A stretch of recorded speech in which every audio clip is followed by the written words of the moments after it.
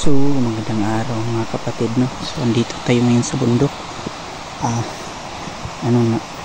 Nag-check ako sa area ng mayroong agarod o lapnisan.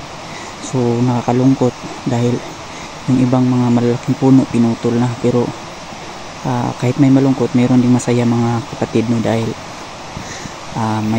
mayroon pang natira at nagbunga pa sila. Ayan. Ayan. So, nandun din sa baba yung kapatid ko, nangunguha din yan. Dun sa baba yung kapatid ko. Tapos ito, at mayroon din dun sa taas mga kapatid, no? Dun sa taas banda na yun, nandun may bunga pa dun. So lipat natin sa harapang kamera. Pizza ngayon ay ngayon October 29, no? Martes, Tuesday mga kapatid. Ayan. So salamat sa Diyos, mayroon pang natirang mga bunga.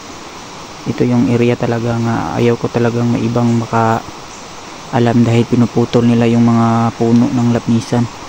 Ayun yung kapatid ko nagkuha doon, sabi ko wag ka lang maingay, baka nagmasid-masid lang yung mga taong pumuputol ng mga puno. Ayan. So doon pa sa itaas, mga bunga. October 29 ngayon, 2024. Ayan.